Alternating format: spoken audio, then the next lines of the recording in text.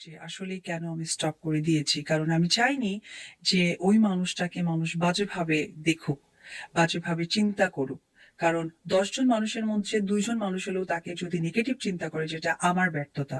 কারণ এই মানুষগুলোর সাথে আমি বছরকে বছর, সময়কে সময় আমি কাটিয়ে দিয়েছি। সেই জায়গা থেকেই আমি বলব যে রেসপেক্ট আমার ভক্ত দর্শক এবং রেসপেক্ট আমার সবচেয়ে কাছের ফ্যামিলি তাদের সকলকে উদ্দেশ্য করেই আসলে আমার এই পদক্ষেপগুলো নেওয়া। আমি মনে করব আমার এই পদক্ষেপগুলোকে আপনারা সাপোর্ট করবেন। আমার পাশে যে যত সময় ধরে ছিলেন, আছেন, থাকবেন। অবশ্যই সাপোর্ট করব। কিন্তু এটা তো প্রশ্নই নেই যে অপু বিশ্বাসকে চাপা কষ্ট ভেতরে রেখেছে। বারবার প্রশ্নটা এইজন্যই রেখেছি যে অপু না, বিশ্বাস কি ভালো আছে? হ্যাঁ, 100% আমার কথা হচ্ছে ভালো না থাকাটার আসলে অযৌক্তিক একটি কথা। অবশ্যই ভালো আছি। আচ্ছা, সেই ১১ টা ছবি আপনার কাছে মানে আপনি কখন দেখলেন? না, আমি এখনো দেখিনি। আপনার কাছে আসেনি?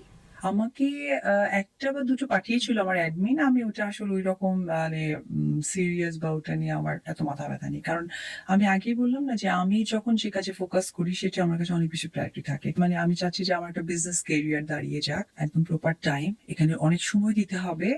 আর সেকেন্ডলি হচ্ছে আমি যেহেতু মিডিয়াতে আছি, কাজ করছি, আগামীতে হয়তো অনেক ভালো কাজও আপনাদের সামনে আসতে পারে। সেটার যে প্রস্তুতি তো ওইসবের কাছে না ওই জিনিসটা আমার কাছে এত বেশি ইম্পোর্টেন্স মনে হয়নি।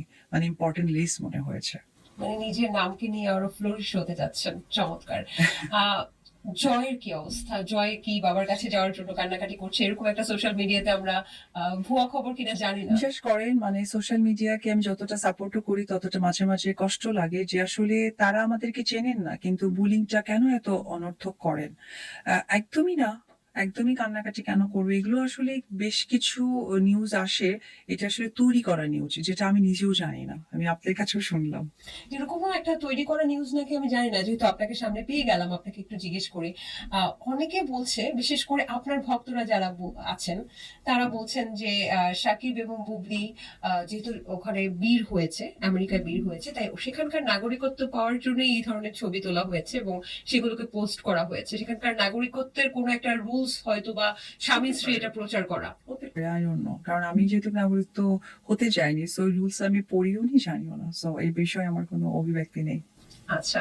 পরবর্তীতে আরো একটা বিষয় কিন্তু উঠে এসেছে। আপনি পরের দিনই যখন সাদা কস্টিউমে একটা শোরুম বা কোনো একটা প্রোগ্রামে হ্যাঁ। গিয়েছেন, তখন আবার আপনার ভক্তরা ভাবছিল, আচ্ছা, অপু বিশ্বাস দিয়ে কি আসলে কষ্টে আছেন? উনি সাদা পোশাকে কি বিচ্ছেদের সুর বাজছে নাকি? না, না, না। না, এটা একটা থিম ছিল।